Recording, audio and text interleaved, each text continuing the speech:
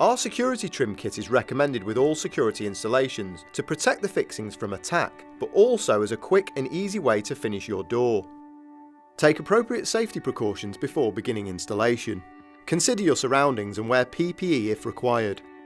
You will require the following tools: a pen or pencil and paper, a tape measure, a chop saw, a pop rivet gun if using the pop rivets provided, a power drill, a file or burr.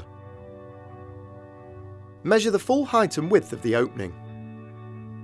Mark the security trim and cut 2 lengths of the height and 1 length of the width. Cut a 45-degree angle into the ends of the trim where they will meet when installed.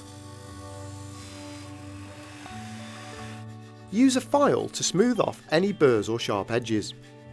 Mark 3 equal points down the 35mm side of the security trim where it will be fixed to the door frame.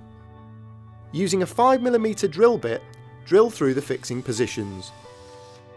Offer the security trim up to the door frame and push it into the corner so it's butted up against the wall and the frame.